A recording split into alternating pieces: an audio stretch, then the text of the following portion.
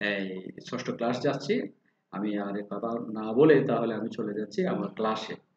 আমার ক্লাসে তাহলে আজকে হচ্ছে কি নেট প্রেজেন্ট ভ্যালু মেথড বা এনপিভি। এনপিভি এটা জানার জন্য, এনপিভি কি জানার জন্য আমাদেরকে বইয়ে যেতে হবে।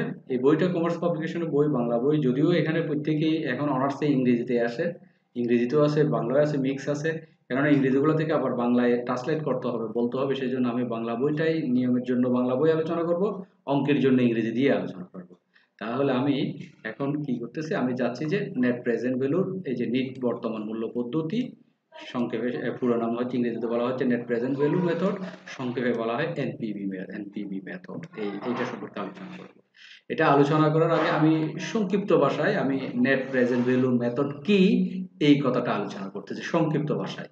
হ্যাঁ, অঙ্কের জন্য বোঝার জন্য আমি সংক্ষিপ্ত ভাষা আলোচনা করতেছি। তবে এই পদ্ধতি মূলধন বাজেটিং এর সবচেয়ে জনপ্রিয় গ্রহণযোগ্য কৌশল। আমি সব কথা বলবো না, টোটাল আসল কথাগুলোই বলে যাব।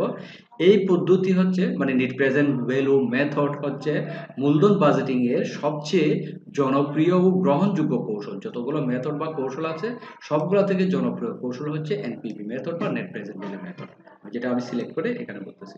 এই নেট প্রেজেন্ট ভ্যালু এটা ব্যাপকভাবে ব্যবহৃত হয় মূলধন বাজেটিং এ, এটি ব্যাপকভাবে ব্যবহার করা হয়। মূলধন বাজেটিং এর নেট প্রেজেন্ট ভ্যালু ব্যবহার করা হয়। আর এটা সংজ্ঞা আমি সংক্ষেপে বলার জন্য সংজ্ঞা বলতেছি। এখানে একটা ছোট একটা সংজ্ঞা আছে, এই যে এটা ব্লক এন্ড হার্ট এর ভাষায় আমি এই বাংলা ট্রান্সলেটটা বলতেছি। নির্ধারিত, এখান থেকে নির্ধারিত বাট্টার হার দ্বারা, এখানে একটা কথা বিষয় কি, নির্ধারিত বাট্টার হার দ্বারা এই নেট প্রেজেন্ট ভ্যালু করার জন্য অবশ্যই একটা বাট্টার হার থাকবে। আমরা অঙ্কের মধ্যে এগুলো আলোচনা করব। এক নম্বর হচ্ছে একটা নির্ধারিত বাট্টার হার থাকবে, যেটা আমরা 5 নম্বর লেকচারে এই ডিসকাউন্টেড পেব্যাক পিরিয়ডে যে ডিসকাউন্ট রেট ছিল বাট্টার হার, ওই রকম একটা বাট্টার হার নেট প্রেজেন্ট ভ্যালুতে থাকবে। মানে পঞ্চম ক্লাসে আমি বাট্টার হার নিয়ে আলোচনা করেছি। ওই বাট্টার হার কিভাবে থাকে, ওই বাট্টার হার থাকবে একটা। তাহলে নির্ধারিত বাট্টার হার দ্বারা নগদ আন্তঃপ্রবাহের, নগদ আন্তঃপ্রবাহ কোনটা, ক্যাশ ইনফ্লো ক্যাশ ইনফ্লো বা সিএফএটি, যেটা আমরা আমাদের অঙ্ক ভাষায় নগদ আন্তঃপ্রবাহ আমরা অঙ্ক করার সময় সেটাকে কি বলে, সিএফএটি। হ্যাঁ, ক্যাশ ফ্লো আফটার ট্যাক্স, নগদ আন্তঃপ্রবাহের বর্তমান মূল্য নিরূপণ করে, মানে নগদ সিএফএটি প্রেজেন্ট ভ্যালু বের করবো আমরা নির্ধারিত বাট্টার হার দ্বারা। আমাদের যে প্রশ্নের মধ্যে একটা সুনির্দিষ্ট একটা বাট্টার হার দেওয়া থাকবে, ওই বাট্টার হার দ্বারা কি করতে হবে, নগদ আন্তঃপ্রবাহের বর্তমান মূল্য নিরূপণ করতে হবে। নিরূপণ করে তা হতে নগদ বহিঃপ্রবাহের বর্তমান মূল্য বিয়োগ করে, নগদ বহিঃপ্রবাহ কি, নগদ বহিঃপ্রবাহ হচ্ছে আমাদের যে টাকাটা ইনভেস্টমেন্ট করি, ব্যবসার জন্য যে টাকাটা ইনভেস্টমেন্ট করি বা বিনিয়োগ করি বা ক্যাপিটাল, যেটাকে আমাদের অঙ্কের ভাষায় এনসিইউ বলা হয়। এনসিইউ নেট ক্যাশ আউটলে, আমরা অঙ্ক ইতিমধ্যে 5টা ক্লাস করেছি। এনসিইউ দেখেছেন, 1 নম্বর ক্লাস এগুলো বেশি আলোচনা করেছি, বাকিগুলোতে কম কম কথা বলেছি। NCU means net cash outlay, means investment, means capital, means মূলধন, এটা হচ্ছে এনসিইউ। তাহলে বলা হচ্ছে এখানে নির্ধারিত বাটার হার দ্বারা, নির্ধারিত একটা ডিসকাউন্ট রেট থাকবে। নগদ আন্তঃপ্রবাহ মানে ক্যাশ ফ্লো আফটার ট্যাক্স, সংক্ষেপে সিএফএটি। এই নগদ আন্তঃপ্রবাহের বর্তমান মূল্য নিরূপণ করে তা হতে নগদ বহিঃপ্রবাহ, নগদ বহিঃপ্রবাহ মানে মূলধনের বর্তমান মূল্য ব্যয় করতে হবে। তার মানে টোটাল কথা হচ্ছে মূলধনের বর্তমান মূল্য মিনস মূলধনের টাকাটাই, আর কিছু করতে হয় না। মূলধনের টাকাটাকে মূলধনের বর্তমান মূল্য বলা হচ্ছে। নগদ বহিঃপ্রবাহের বর্তমান মূল্য বিয়োগ করে যে মূল্য পাওয়া যায় তাকে নিট বর্তমান মূল্য বা নিট প্রেজেন্ট ভ্যালু বলা হয়।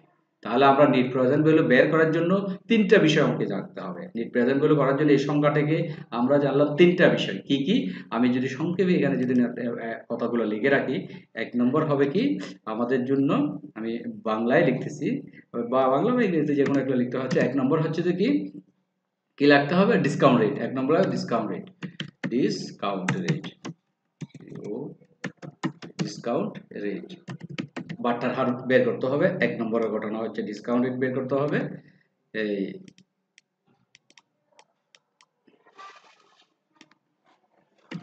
1 নম্বর ডিসকাউন্ট রেট। 2 কি লাগবে, 2 লাগবে যে আমাদের সিএফএটি, ডিসকাউন্ট রেট দ্বারা সিএফএটি লাগবে, সিএফএটি। সিএফএটির কি করতে হবে, প্রেজেন্ট ভ্যালু বের করতে হবে, সিএফএটির বর্তমান মূল্য নির্ণয় করতে হবে। 2 নম্বর সিএফএটির বর্তমান মূল্য নির্ণয় করতে হবে, এটির বর্তমান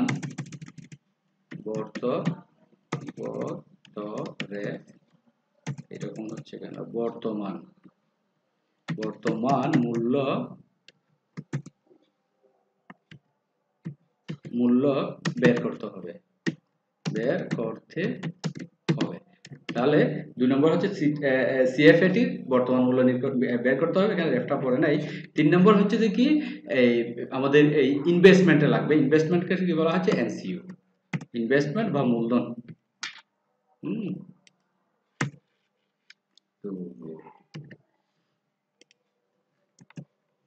তো কি লাগবে? ইনভেস্টমেন্টকে কি বলা হচ্ছে? NCO or investment. এই ইনভেস্টমেন্টের বর্তমান মূল্য বা ইনভেস্টমেন্ট এটাই। তাহলে নেট প্রেজেন্ট ভ্যালু বের করার জন্য কি লাগে?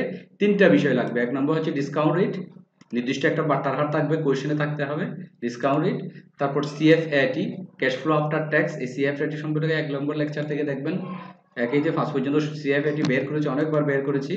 এর বর্তমান মূল্য বের করতে হবে, এই ডিসকাউন্ট রেটের ভিত্তিতে বর্তমান মূল্য বের করতে হবে। 3 নম্বর হচ্ছে এনসিইউ বা নেট ক্যাশ আউটলে বা ইনভেস্টমেন্ট অর ক্যাপিটাল এই ক্যাপিটাল এটার বর্তমান মূল্য। ক্যাপিটালের বর্তমান মূল্য মিন্স ক্যাপিটালে যত টাকা আছে ওইটাকে ক্যাপিটালকে 1 দিয়ে গুণ করলে বর্তমান মূল্য হয়, 1 দিয়ে গুণ করলে যে কথা ক্যাপিটাল, না করলে এই কথা। ক্যাপিটালটা লাগবে, এই 3টা লাগবে। 3টা লাগার পরে কি করতে হবে? প্রেজেন্ট ভ্যালু বের করার সূত্র হচ্ছে PRESEN, এনপিভি হচ্ছে সংক্ষেপে লিখি। এনপিভি হচ্ছে net present value equal present value of CFAT, present value of CFAT minus present value of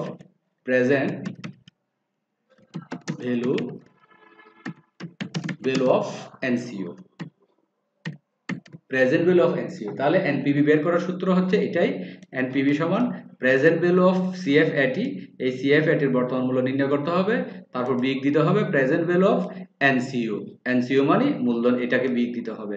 বিয়োগ করে যে ফলাফলটা বের হবে সেটা হচ্ছে যে এনপিভি। এখন এনপিভি বের করার জন্য আমি এখানে অঙ্ক করার আগে বেশ কিছু কথা বলে ফেলতেছি, এই যাতে অঙ্কের জন্য ইজিলি হয়ে যায়। এনপিভি কিরকম হতে পারে? 3 রকম হতে পারে এনপিভি। এটা আর বই থেকে আমি আলোচনা করে দেখিয়ে দিচ্ছি, তারপরে এখানে দেখাচ্ছি এনপিভির ব্যাপারে। এই যে এনপিভি, পিবি অফ এনসিবি, মানে এনসিবি মানে সিএফএটি। আমি এনসিবি যে কথা, সিএফএটিও একই কথা। এটা এনসিবি যে কথা অবলিক সিএফএটি, এনসিবি এটাও লিখে রাখি, সিএফএটি অবলিক এনসিবি এর বর্তমান মূল্য এটা। আর সিএফএটি একই কথা, এটা থেকে এনসিইউ বাদ, এটা হচ্ছে সূত্র। আবার যাচ্ছি, তাহলে কি আছে? Present value of NCB minus present value of NCU, এটাই হচ্ছে এনপিভি থেকে এনসিইউ মানে সিএফএটির বর্তমান মূল্য থেকে বা এনসিবির বর্তমান মূল্য থেকে এনসিইউর বর্তমান মূল্য বিয়োগ করলে যেটা বের হবে সেটা হবে নেট প্রেজেন্ট ভ্যালু। এখন এটা সম্পর্কে আমি আরো কিছু কথা বলতেছি। কখন নেট প্রেজেন্ট ভ্যালু এই যে গ্রহণ বর্জন নিয়ম, কখন নেট প্রেজেন্ট ভ্যালু অ্যাকসেপ্ট করা হবে, কখন রিজেক্ট করা হবে, মানে কখন গ্রহণ করা হবে, কখন বর্জন করা হবে, এই বিষয় সম্পর্কে আমি এখন আলোচনা করতেছি। তারপর আমরা অঙ্কের মধ্যে চলে যাব, ইজিলি ভাবে করে ফেলবো ইনশাআল্লাহ। তাহলে এইখান থেকে আমি বলতেছি এ net present value, if net present value একটা কথা বলছে, দেন দ্য প্রজেক্ট ইজ, কি করতে হবে? এটা যদি আমি সঙ্গে বলি, নেট প্রেজেন্ট ভ্যালু যদি পজিটিভ হয়, তাহলে acceptable. Net present value positive হলে কি করা যাবে? অ্যাকসেপ্টেবল মানে গ্রহণ করা যাবে। পজিটিভ কিভাবে হবে সেটা আমি অঙ্কের মাধ্যমে এখন শেখাবো। আবার যদি নেট প্রেজেন্ট ভ্যালু যদি 0 হয়, এটা অ্যাকসেপ্টেবল হতে পারে অথবা রিজেক্টেডও হতে পারে, দুইটা হতে পারে। এই যে এখানে আছে মে অ্যাকসেপ্টেড অথবা রিজেক্টেড। আবার একটা আছে যদি নেগেটিভ হয়, কমপ্লিট নট অ্যাকসেপ্টেবল, গ্রহণ করা যাবে না, রিজেক্ট করা হবে। তার মানে এই কথাটা দ্বারা আমি দেখাই দিতে পারি, এই যে এইটা, এই কথাটা আমি এখানে দেখাই দিছি, ইফ দা, এই কথাগুলো এখানে আবার decision of at a glance একসাথে সিদ্ধান্তগুলো দেখাচ্ছে। বলা হচ্ছে পরস্পর বর্জনশীল ঘটনার ক্ষেত্রে, মানে যদি 2টা প্রকল্প থাকে, 3টা প্রকল্প থাকে, কোন প্রকল্প আমি গ্রহণ করব, কোন প্রকল্প আমি রিজেক্ট করব, ওই জন্য কি করতে হবে? এই সিদ্ধান্তগুলো নিতে হবে। সেই জন্য বলা হচ্ছে পরস্পর বর্জনশীল ঘটনা হলে, পরস্পর বর্জনশীল হলে কমপক্ষে 2টা প্রকল্প হতে হবে বা 3টা প্রকল্প হতে পারে, কমপক্ষে 2টা, তার উপরে। প্রকল্পগুলোর মধ্যে যে প্রকল্পটির নিট বর্তমান মূল্য সবচেয়ে বেশি সেই প্রকল্পটি গ্রহণ করা হবে, বাকি প্রকল্পগুলো বর্জন করা হবে। মনে করি দুইটা প্রকল্প, একটা প্রকল্পতে আসছে বর্তমান মূল্য 10,000 আর একটা প্রকল্পতে 0। আমি এখন এক্সাম্পল দিয়ে দেখাবো, যদি বর্তমান মূল্য যদি বড় হয়, যেটা বড় হয় সেটা গ্রহণ করা হবে, যেটা ছোট হবে সেটা বর্জন করা হবে। এই গ্রহণ বর্জনের জন্য আমি এখন এই কথাগুলা অঙ্কের মাধ্যমে মানে লিখে লিখে দেখাচ্ছি, যাতে ইজি হয়ে যায়। কথা বলা থেকে লিখে দেখালে বেস্ট হবে, তাই এই সূত্রের মাধ্যমে। প্রেজেন্ট ভ্যালু, এখানে পিবি লিখেছে, আমি পুরো লেখাটা লিখেছি। প্রেজেন্ট ভ্যালু যখন কথা, পিবিও সেম কথা। প্রেজেন্ট ভ্যালু ব্র্যাকেটেও লিখে দিচ্ছি, ব্র্যাকেটে পিবি, পিবি মানে প্রেজেন্ট ভ্যালু, এটাও ব্র্যাকেটে PV, present value of NC. এখানে জাস্ট কয়েকটা এক্সাম্পলের মাধ্যমে জিনিসটা বুঝিয়ে দিচ্ছি কিরকম। এনপিবি, এনপিবি আমি কতগুলো মান বসাচ্ছি, মান বসায় সমান দিলাম। এখানে এটা ধরে নিলাম, এটার প্রেজেন্ট ভ্যালু হচ্ছে যে 20,000 টাকা। এমনি ধরে নিচ্ছি যে আমরা প্রেজেন্ট ভ্যালু কত বের হয়ে গেল, 20,000। প্রেজেন্ট ভ্যালু বাইরে হলো 20,000, 20,000 থেকে বের দিতে হবে এনসিইউ। মনে করি বিনিয়োগ হচ্ছে 15,000, বিনিয়োগ দিলাম 15,000। তাহলে এটার অর্থ হচ্ছে যে প্রেজেন্ট ভ্যালু অফ সিএফএটি বা এনসিবি, এটা বর্তমান মূল্য অঙ্ক করি নাই, এমনি আমরা একটা অনুমানিক আইটেম টাকা বসাইলাম। এটার বর্তমান মূল্য দিলাম 20,000 টাকা। আর আমাদের প্রেজেন্ট ভ্যালু অফ এনসিইউ মানে মূলধন, মূলধন ধরে নিলাম 15,000 টাকা। 15,000 টাকা মূলধন, সেটা বর্তমান বাজার মূল্য হচ্ছে 20,000 টাকা। তাহলে 15,000 টাকা থেকে 20,000 বাদ দিলে তাহলে কত টাকা আমাদের, আমাদের এখানে থাকতেছে সমান 5,000 টাকা। এটা 5,000। তাহলে এই ফলাফলটা কি, অবশ্যই পজিটিভ। এটা হচ্ছে পজিটিভ, পজিটিভ ফিগার। এটা দিলাম পজিটিভ ফিগার। একটা এক্সাম্পল দিলাম, আরো কয়েকটা দেখি। N P V, NPV equal, এখন আরেকটা এক্সাম্পল দিচ্ছি যে এটার প্রেজেন্ট ভ্যালু দিলাম কত, এই 12,000। বিনিয়োগ ক্যাপিটাল কিন্তু সবগুলা সেম থাকবে, ক্যাপিটাল কতগুলো থাকবে সেম, সবগুলা সেম থাকবে। আচ্ছা, আর এটা 12,000 না দিয়ে 15,000 দিই, আগে 15,000 দিলাম। আর বিনিয়োগও 15,000, -15,000।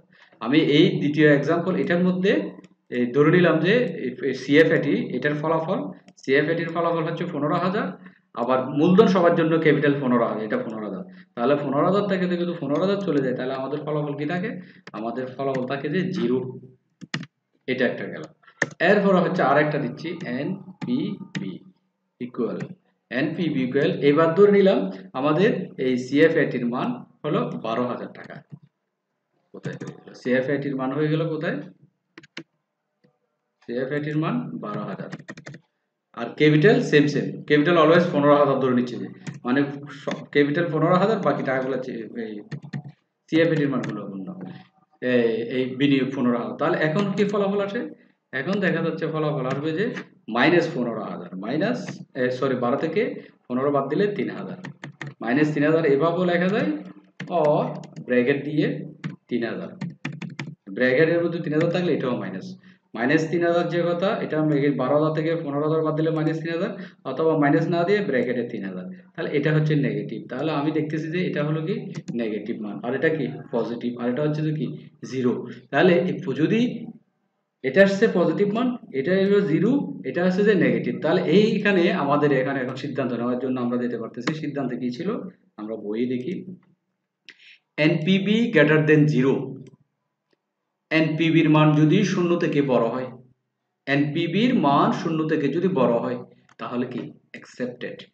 তাহলে 0 থেকে বড় মানে বিয়োগফল যদি 0 থেকে 0, 1, 2, 1,000, 10,000, 20,000, 50,000 এভাবে হয়, তাহলে আমাদের ফলাফলে কত আসছে, এটা নিশ্চয়ই 5,000 টাকা আছে, এটা 0 থেকে অনেক বড়। তাহলে 0 থেকে এনপিবির মান কত থেকে আসছে, 5,000 আসছে। এখানে বলা হচ্ছে 0 থেকে বড় হলে, 0 থেকে বড় হলে কি হবে, অবশ্যই অ্যাকসেপ্টেড হবে। তাহলে এটা যেহেতু 0 থেকে বড়, তাহলে আমাদের এটা কি হবে, অ্যাকসেপ্টেড। এটা হবে যে অ্যাকসেপ্টেড,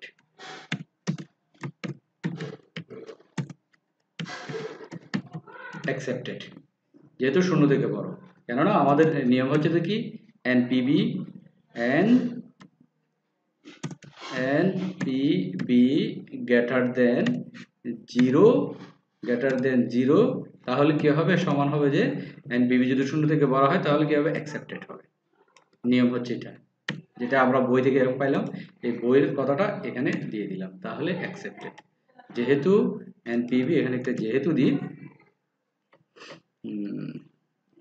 যেহেতু খুঁজে পাওয়ার সমস্যা হবে, আপনি মনে রাখেন যেহেতু, তাহলে অ্যাকসেপ্টেড।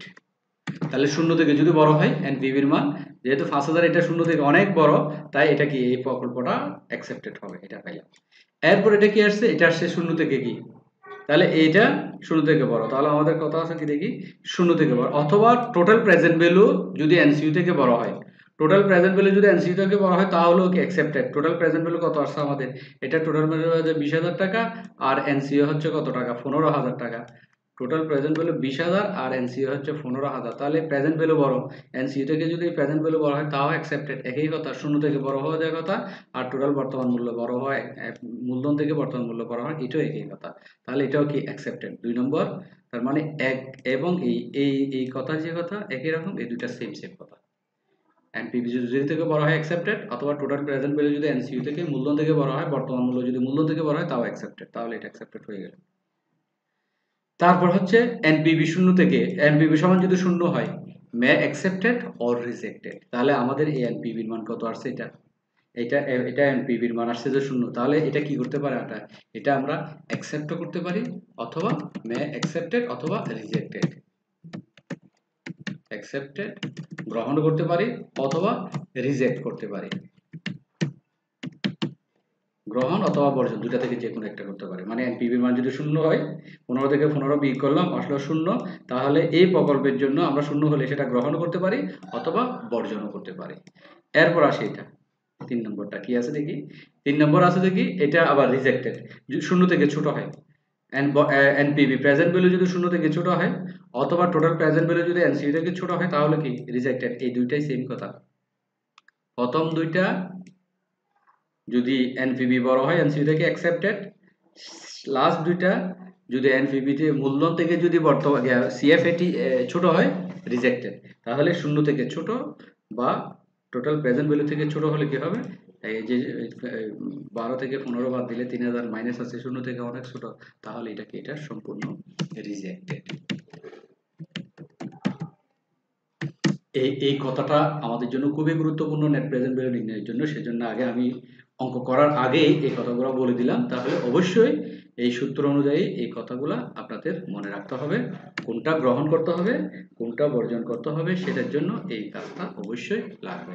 আমি যদি আরেকবার বলি, এনপিভির মান, এনপিভি মান সিএফএটি, এটা যদি সঙ্গে বলি সিএফএটি যদি এনসিইউ থেকে বড় হয়, মানে সিএফএটি যদি এনসি থেকে বড় হয় তাহলে অ্যাকসেপ্টেড, সিএফএটি এবং এনসিইউ যদি সমান সমান হয়, দুইটার মান যদি সমান সমান হয় তাহলে অ্যাকসেপ্ট অথবা রিজেক্ট যে কোনো একটা হবে। আবার সিএফএটি যদি এনসিইউ থেকে ছোট হয় তাহলে এই রিজেক্টেড, এটা সরাসরি ছোট হলে রিজেক্টেড বা নেগেটিভ হলে রিজেক্টেড। তাহলে আমরা নিয়মগুলো আলোচনা করলাম, এখন যাব কোথায়, আমাদের অঙ্কের মধ্যে। একটা অঙ্ক নিয়ে এখন আলোচনা করে দেখি কি হয়। এই ছোট একটা অঙ্ক, এটা নিয়ে প্রথম আলোচনা করি, তারপর একটা বড় অঙ্কে যাব। এক্সাম্পল নম্বর 50, এটা কমার্স পাবলিকেশনের পুরনো বই, এখান থেকে নিচে যে কোনো বইয়ে কমার্স পাওয়া যাবে, নিয়ম জানলেও হয়ে যাবে। If mister Zakir will invest taka, if mister Zakir will invest taka 15,000 in a project, বলা হচ্ছে একটি প্রকল্পে মিস্টার জাকির 50,000 টাকা বিনিয়োগ করতেছে। এই যে 50,000 টাকা, এটাই হচ্ছে এনসিইউ, এটাই হচ্ছে ইনভেস্টমেন্ট, এটাই হচ্ছে ক্যাপিটাল, আর আমাদের জন্য সেটা কি হবে, এনসিইউ। এই যে সূত্রের মধ্যে এনসিইউ মানে নেট প্রেজেন্ট ভ্যালু, দেখেন নেট প্রেজেন্ট ভ্যালু মানে পিভি অফ এনপিভি 50,000 টাকা লিখেছে, তাহলে বিনিয়োগ করেছে কত, 50,000 টাকা গেল। হি উইল রিসিভ, সে পেয়েছে 15,000 টাকা, 12,000 টাকা, 17,000 টাকা, দেন 20,000 টাকা প্রথম, দ্বিতীয়, তৃতীয়, চতুর্থ বছর রেসপেক্টিভলি। মানে প্রথম বছর, দ্বিতীয় বছর, এই যে প্রথম বছর, দ্বিতীয় বছর, তৃতীয় বছর, চতুর্থ বছর যথাক্রমে, রেসপেক্টিভলি শব্দের অর্থ যথাক্রমে, সে 15,000, 12,000, 17,000 টাকা এবং 12,000 টাকা আয় করেছে। সিএফএটির মান দিয়ে দিছে অঙ্কের মধ্যে। তা বলা হয় ইফ ডিসকাউন্ট রেট 10%, বা তাহার কত পার্সেন্ট, 10%, এটা পাইলাম। Should he invest the project, তার কি প্রকল্প বিনিয়োগ করা উচিত। আপনার কাছে মতামত চাচ্ছে যে কি should he project the investment, তাহলে if the discount rate is 10%, should he invest the project, সে কি প্রজেক্টে বিনিয়োগ করবে, এখন মতামত চাচ্ছে। তা আমি অঙ্ক করার শুরুতেই আপনাদের কথা বলেছিলাম, এই প্রেজেন্ট ভ্যালু বের করার জন্য তিনটা বিষয় জানতে হবে। কি কি জানতে হবে, এক নম্বর হচ্ছে, আবার দেখাই এখান থেকে তিনটা বিষয় কি কি, এই যে প্রথমে আলোচনা করেছি ডিসকাউন্ট রেট জানতে হবে, ডিসকাউন্ট রেট, তাহলে আমাদের ডিসকাউন্ট রেট অঙ্কের মধ্যে কত পাইলাম, 10% পাইলাম, এটা পাইছি।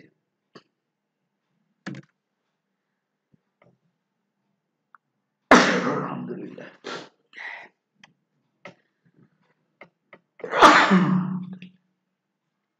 ডিসকাউন্ট রেট এটা 10%, এটা সমান কি করতে হবে? এটা সমান হবে যে আমরা গত ক্লাসের অঙ্ক ছিল 0.10, মানে 10% কে 100 দিয়ে ভাগ করলে পয়েন্ট এরকমও হতে পারে, অথবা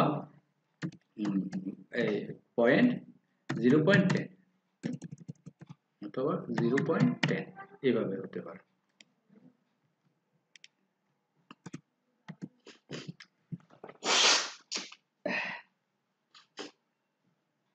$10 মিনস তাহলে 0.1, এখানে 0 দিতে পারি, না দিলেও একই কথা, দিলাম 0.1 অর 0.010, এটা হচ্ছে 10% মান, মানে 10 কে 100 দিয়ে ভাগ। বা ক্যালকুলেটর যদি দেখাই, আমি ক্যালকুলেটর রেডি করে রাখছি, 10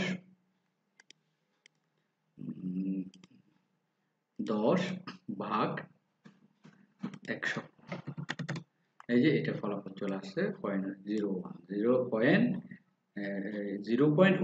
বা 10 লেখা যাবে, যে কোনো একটা লিখলাম, এটা ফলাফলটা আসছে 10%। তাহলে এটা পাইলাম। সিএফএটি বা এনপিভি এগুলো বর্তমান মূল্য বের করতে হবে। সিএফএটি কত বছরের দেওয়া আছে? সিএফএটি আমাদের এখানে 15,000, 12,000, 17,000 এবং 12,000, 4 বছর, একতে 4 বছরের তথ্য এটাও দেওয়া আছে, তাহলে দুইটা পাইলাম। তারপরে কি ছিল?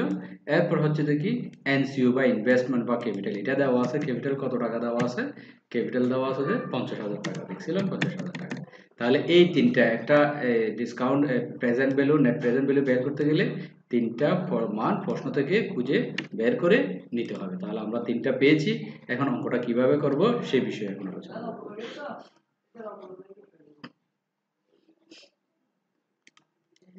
আসি, calculation of net present value, table year, একটা কলাম সিএফএটি। অঙ্কে যদি সরাসরি এটা সিএফএটি, কোনো কিছু ট্যাক্সের নাই, এটা সরাসরি সিএফএটি। সিএফএটি হলে কলাম কম, আর সিএফএটি যদি দেওয়া না থাকে, যদি সিএফবিটি থেকে দেওয়া থাকে, তাহলে সিএফএটি নির্ণয় করে নিতে হবে। এখানে যেহেতু সিএফএটি দেওয়া আছে, তাহলে এখানে শুরু, এরপর ডিসকাউন্ট ফ্যাক্টর 10% এটা, এরপর প্রেজেন্ট ভ্যালু এটা, তাহলে সেটটা কলাম। তাহলে আমাদের সিএফএটি প্রথম বছর হচ্ছে 15,000, কোয়েশ্চেনে ছিল 15,000 বসে গেছে। দ্বিতীয় বছর 12,000, 17,000, 12,000, এগুলো প্রশ্ন থেকে হুবহু বসে গেল।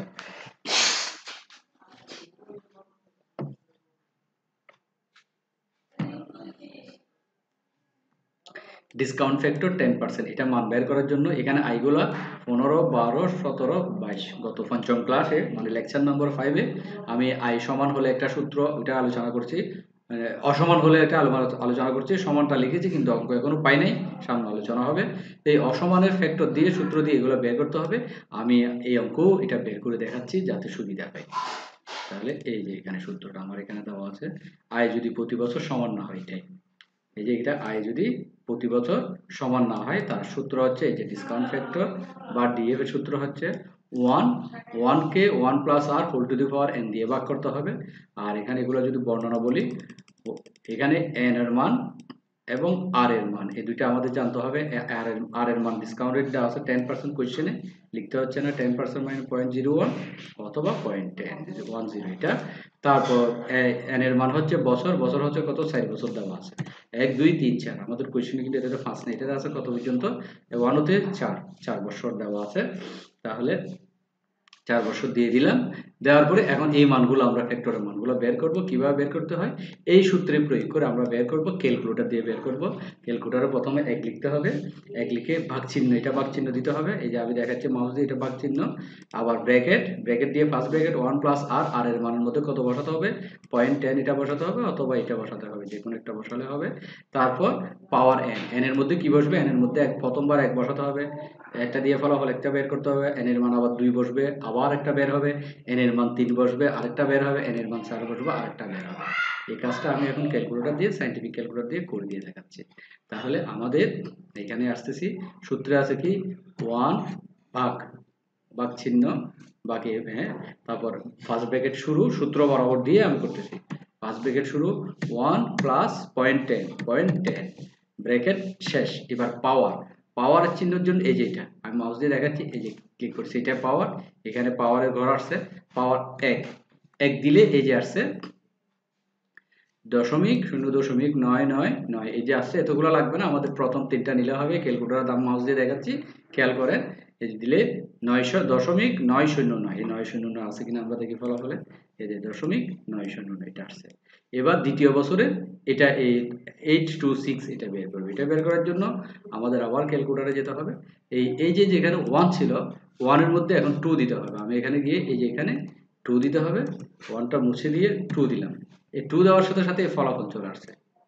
এখানে পাওয়ার এখন 2, হ্যাঁ 2 দিলে পাওয়ার আসছে 0.826 আর তিনটা সংখ্যা নিলে হবে 82.826। তাহলে দেখি ঠিক আছে কিনা, 0.826 এই যে ফলাফল এটা আসছে। দেন এই তৃতীয় বর্ষ বের করতে হবে। তাহলে তৃতীয় বর্ষ বের করলে কি হতো, এখানে 2 এর জায়গায় 3 দিতে হবে। 2 এর জায়গায় 3 দিলে কি করতে হবে, এটা মুছে দিতে হবে প্রথম। এই 3 দিলাম, 3 দিয়ে তাহলে এই ফলাফলটা আসছে 0.751। এই ফলাফলটা এখানে আছে, দেখেন এই যে আসছে এটা। এরপরে চতুর্থ বর্ষ এটা বের করতে হবে। এটা বের করার জন্য কি করতে হবে, 4 দিতে হবে। 3 এর জায়গায় কি 4, এটা মুছে দিয়ে 4 দিলাম, এই 4 আসছে এই ফলাফল 0.6830। আর বাকিগুলো লাগতেছে 8683। তাহলে 683 যে ফলাফল এটা চলে আসছে। তাহলে আমরা এই ফলাফলগুলো পেয়ে গেলাম। এরকম যদি যত বছর থাকে, 5 বছর থাকলে সূত্রের মধ্যে এখানে 5 দিতে হবে, এখানে 5 দেখাতে হবে, 6 থাকলে 6, 7 হলে এটা চেঞ্জ করতে হবে, সায়েন্টিফিক ক্যালকুলেটর দিয়ে মানগুলো বের করতে হবে। বের করার পরে এখন আমাদের কাজ করতে হবে কি, এটার সাথে এই যে CF এটা 15,000, এটা ফ্যাক্টর হচ্ছে এটা 15,000 এর সাথে এই 9.09 গুণ করে এই ফলাফলটা আসবে। তারপর 12,000 এর সাথে 8.826 গুণ করলে 9,912 এটা আসবে। 17,000 এর সাথে 0.751 গুণ করলে 12,000 এটা আসবে। 22,000 এর সাথে 0.683 গুণ করলে 15,026 এটা আসবে। আসার পরে সব এগুলা কি করতে হবে, গুণ করতে হবে। আমরা একটু ট্রাই করে দেখি গুণ করে। তাহলে 15,000 এর সাথে কত গুণ করব, 0.909 ক্যালকুলেটর যাচ্ছে।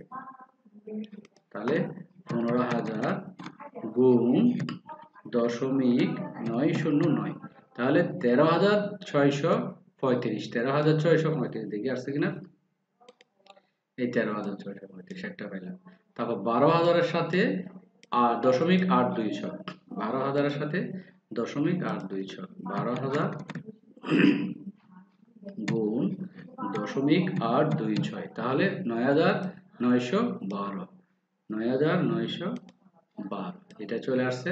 এরপরে 17,000 এর সাথে 0.751, 17,000 গুণ 0.751, তাহলে 12,767 টাকা চলে আসছে। 12,767, 12,767 চলে আসছে।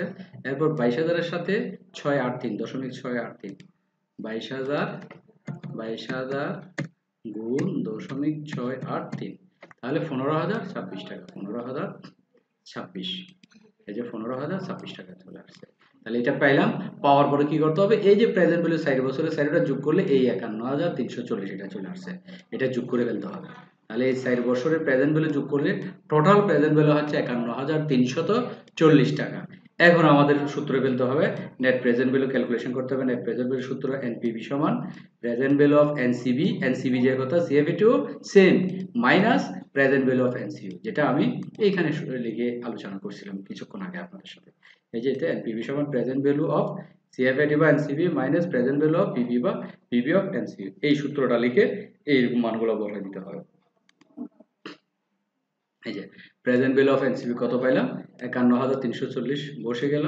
আর present value of NCU means মূলধনটা, মূলধন কত টাকা, 50,000 টাকা। সে ইনভেস্ট করেছে কত, 50,000, 50,000 বাদ দিলাম কত হলো, 1,340 টাকা। তাহলে এনপিভির মান অবশ্যই পজিটিভ আসছে। এটা প্রেজেন্ট ভ্যালু বড় ছিল, এনসিইউ ছোট ছিল, পজিটিভ আসছে। পজিটিভ আসলে তাহলে এখানে লেখা হচ্ছে comment since NPV greater than 0, যেহেতু এনপিভি মান 0 থেকে বড়, হিন্স সুতরাং mister Zakir should invest the project, mister Zakir এই প্রকল্পে বিনিয়োগ করতে পারবে। তাহলে আমরা এই সিদ্ধান্তে আসতে পারলাম, যেহেতু এই অঙ্কের মধ্যে এনপিভির মান 0 থেকে বড় হয়েছে, এনপিভি গ্রেটার দেন 0 হয়েছে, এই যে সিন্স আমরা নিয়ম মোতাবেক অঙ্ক করার শুরুতেই আমি এখানে আলোচনা করেছিলাম, এনপিভি যদি বড় হয় ছোট হয় কি হবে, এই যে কোথায় আলোচনা করছি, এই যে এখানে অঙ্ক দিয়ে সূত্র দিয়ে আলোচনা করছিলাম। 20,000 থেকে 15,000 বাদ দিলে এটা পজিটিভ আসছে, 5,000, তাহলে আমাদেরও এখানে কি আসছে, পজিটিভ আসছে কত, 1340 টাকা। যেহেতু পজিটিভ আসছে তাহলে সূত্র হবে এটা এনপিভি গ্রেটার দেন 0, যেটা আমরা অঙ্কের মধ্যে এই যে অঙ্ক করার শুরুতে এখানে আলোচনা করছিলাম যে এনপিভি যদি 0 থেকে বড় হয় তাহলে অ্যাকসেপ্টেড। বা টোটাল প্রেজেন্ট ভ্যালু, 51,000 কত, টোটাল প্রেজেন্ট এখান থেকে দেখি, টোটাল প্রেজেন্ট ভ্যালু হচ্ছে 51,340। টোটাল প্রেজেন্ট ভ্যালু বড় কার থেকে, এনসি থেকে বড়, এনসি হচ্ছে 50,000, তাহলে অ্যাকসেপ্টেড। দুইটাই সেম কথা, তাহলে অ্যাকসেপ্টেড, সেই জন্য বলা হচ্ছে কমেন্ট সিন্স প্রেজেন্ট ভ্যালু যদি 0 থেকে বড় হয়েছে বিদায়, সুতরাং mister Zakir should the investment, mister Zakir এই প্রকল্পে কি করতে পারে, বিনিয়োগ করতে পারে। এই গেল আমাদের ছোট একটা অঙ্ক নিয়ে নেট প্রেজেন্ট ভ্যালু নির্ণয়।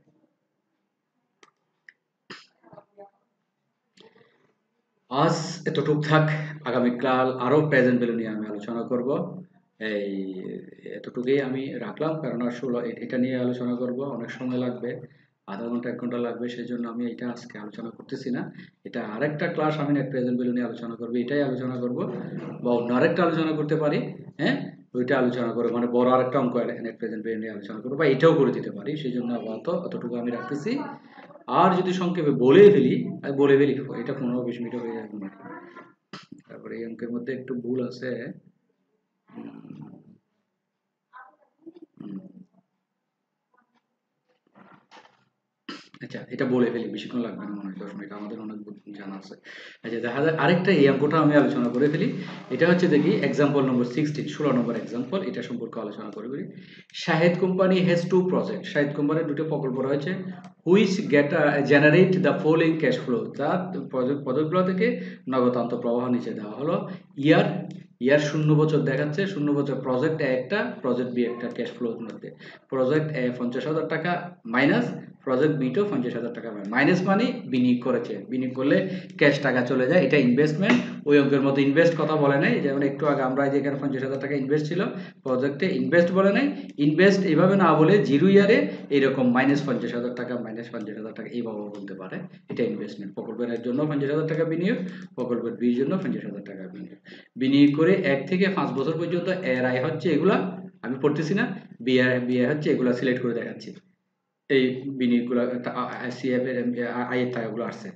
If the tax rate, if of the company 40%, কর কত পার্সেন্ট দিচ্ছে, 40% ট্যাক্স দিচ্ছে। ট্যাক্সের কথা যেহেতু বলছে এই অঙ্কটা শুরুতেই করতে হবে। অ্যান্ড ডিসকাউন্ট রেট 12%, ওই যে আমাদের নেট প্রেজেন্ট ভ্যালু বের করার জন্য ডিসকাউন্ট রেট লাগবে, ওইটার রেট হচ্ছে কত percent, 12%। In which project should invest by the company, কোম্পানিতে কোন প্রজেক্টে বিনিয়োগ করবে সেটা সিদ্ধান্ত নেওয়ার জন্য আপনাদেরকে বলতেছে। In which project should invest by the company, company কোন প্রজেক্টে বিনিয়োগ করবে সেটা উচিত, বিনিয়োগ করবা উচিত সেটা দেখাতে। তাহলে আমরা একটু আগে আলোচনা করেছিলাম নেট প্রেজেন্ট ভ্যালু করার জন্য 3টা বিষয় জানতে হয়। 1 নম্বর হচ্ছে ডিসকাউন্ট রেট, ডিসকাউন্ট রেট দেওয়া আছে, পাইলাম এটা 12% ডিসকাউন্ট রেট, আমি সিলেক্ট করে দেখাচ্ছি। 2 নম্বর হচ্ছে ইনভেস্টমেন্ট, ইনভেস্টমেন্ট মূলধনে 50,000 দেওয়া। 3 নম্বর হচ্ছে আমাদের আন্তঃপ্রবাহ, এটা হচ্ছে বহিঃপ্রবাহ, ক্যাপিটালকে বহিঃপ্রবাহ বলা হয় বা এনসিইউ। আর এই যে টাকাগুলো আসছে এগুলো হচ্ছে আন্তঃপ্রবাহ বা সিএফবিটি, এখানে বিটির হিসেব হবে, এটা যেহেতু ট্যাক্সের বিষয় আছে। বহিঃপ্রবাহ তিনটা দেওয়া আছে, তাহলে আমরা কাজ করতে পারবো। তবে একটা কাজ করতে হবে, আমাদের এই অঙ্কের মধ্যে আগে সিএফএটিটা নির্ণয় করে ফেলতে হবে। সিএফএটি নির্ণয় করার জন্য যাচ্ছি। সিএফএটি নির্ণয় আমরা 1 নম্বর 2 নম্বর 3 নম্বর একদম ফার্স্ট পর্যন্ত সিএফএটি নির্ণয় সম্পর্কে অনেক আলোচনা করেছি, দেখবেন আমি সরাসরি এখন বুঝাই দিচ্ছি। সিএফএটি নির্ণয় করার আগে অবশ্যই কি বের করতে হবে, ডেপ্রিসিয়েশনটা বের করে দিতে হবে। হ্যাঁ, ডেপ্রিসিয়েশন বের করার জন্য আমি সূত্র গত এই ক্লাসে, পঞ্চম ক্লাসে আলোচনা করেছিলাম ডেপ্রিসিয়েশন সূত্র, এই যে এখানে আছে। ডেপ্রিসিয়েশন বের করার সূত্র হচ্ছে কস্ট থেকে সেলভেজ ভ্যালু ভাগ অ্যাসেট লাইফ দিয়ে ভাগ, কস্ট মাইনাস সেলভেজ ভ্যালু ভাগ অ্যাসেট লাইফ অর লাইফ, এই সূত্র দিয়ে ডেপ্রিসিয়েশন বের করতে হবে। এখানে বের করছে দেখেন, হ্যাঁ, cost of project minus scrap value, salvage value যে কথা, স্ক্র্যাপ ভ্যালু একই কথা, divided by duration of project মানে লাইফটা। তাহলে আমাদের এই অঙ্কের মধ্যে স্ক্র্যাপ ভ্যালু আছে, এই অঙ্কের মধ্যে দেখি,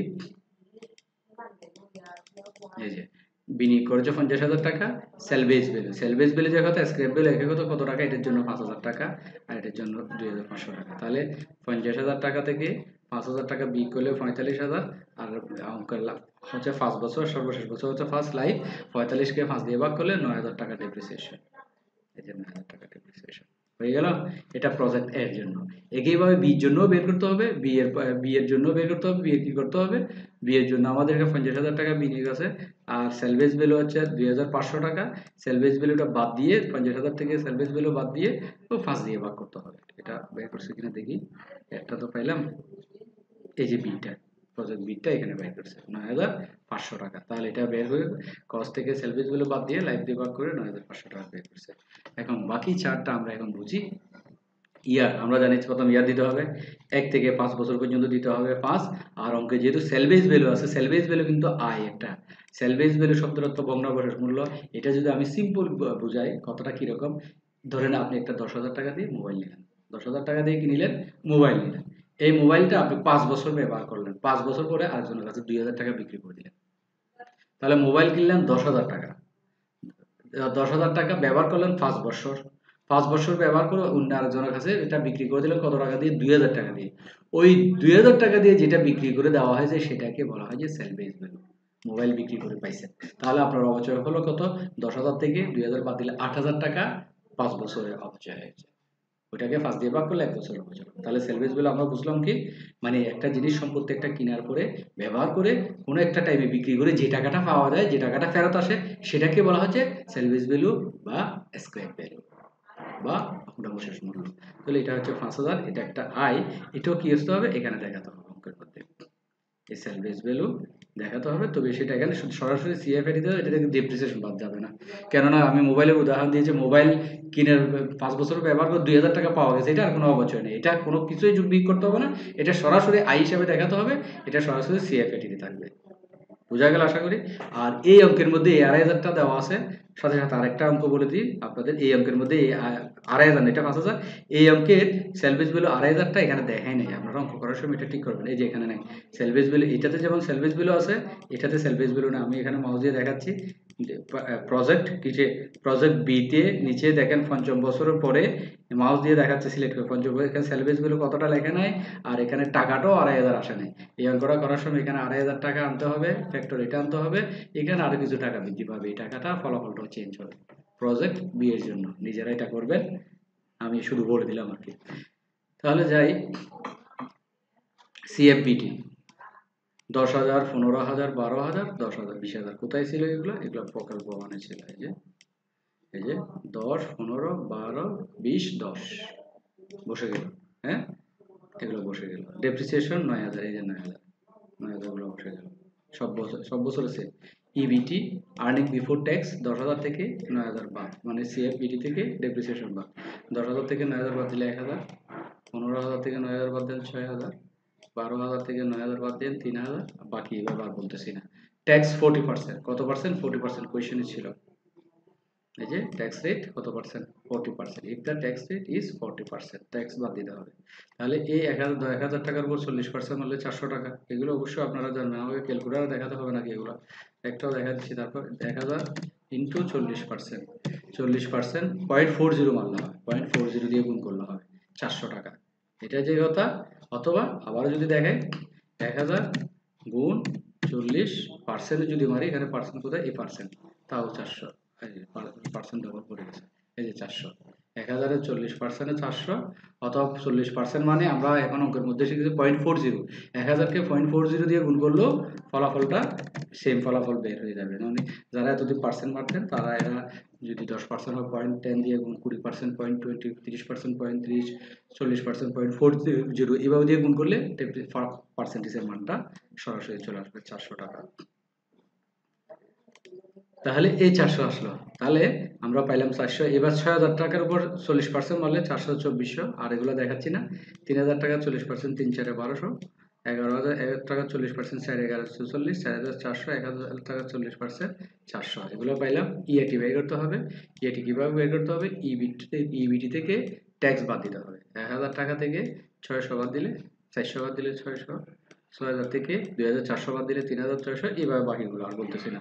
এগুলো বের করার পরে সিএফএটি বের করতে হবে। সিএফএটি জানি আমরা, ইএটির সাথে অবশ্যই ডেপ্রিসিয়েশন যোগ করতে হবে। ইএটির সাথে ডেপ্রিসিয়েশন যোগ করলে সিএফএটি। তাহলে 9,000 সাথে 600 যোগ করলে 9,600, তারপর আবার 9,000 এর সাথে 3,600 যোগ করলে 12,600, 1800 সাথে 9000 যোগ করলে 10,600, বাকিগুলো নিজেরা করবেন। আর সেলভিস ভ্যালুটা পঞ্চম বছরের লাস্টে সরাসরি 5000 টাকা এখানে বসাই দিবেন সেলভিস ভ্যালুটার জন্য, এদিকে কোনো কিছু হবে না, শুধুমাত্র সিএফএটি করে বসবে। এরপর ফ্যাক্টর রেট কত, ডিসকাউন্ট ফ্যাক্টর, এই যে ডিসকাউন্ট ফ্যাক্টর রেট হচ্ছে 12%। এই 12% দিয়ে আমাদের কাজ করতে হবে এই সূত্রটা দিয়ে, কোনটা দিয়ে, আই তো অসমান, এই সূত্রটা দিয়ে, আমাদের এই ডিসকাউন্ট ফ্যাক্টরের সূত্রটা দিয়ে। এখন এখানে 10 এর পরিবর্তে 12%, তাহলে 12% যদি হয় কিরকম হয়, 12% হলে 0.12, এটা আর হচ্ছে না, 0.12 একটা দিয়ে হবে, এটাতে দুটো হবে না, 12% মানে 0.2। তাহলে এখানে আর এর মধ্যে 0.2 বসাতে হবে, এন এর মধ্যে কত বছর আছে, এটা 1 বা 1 2 3 4 5 বছর পর্যন্ত আছে 5। তাহলে আমরা যদি ক্যালকুলেটর দিয়ে দেখাই, একটা বাইর করি, 1 ভাগ চিহ্ন, সূত্রের মধ্যে ভাগ চিহ্ন, 5 ব্র্যাকেট শুরু, 1 প্লাস 0.12 ব্র্যাকেট শেষ, পাওয়ার চিহ্ন হচ্ছে এটা পাওয়ার, এই যে আমি মাউস দিয়ে দেখাচ্ছি দেখেন, x এর উপর y আছে যেটা পাওয়ার, প্রথম বছরের জন্য 1, এই যে আসছে 0.892, 0.892,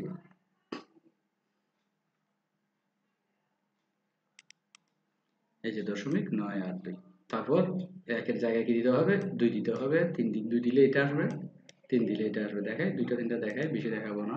তাহলে এখানে 1 এর জায়গায় এবার কি 2 দিই, 2, এই যে আসছে 0.797, তারপর 3 দিলে আসবে এটা,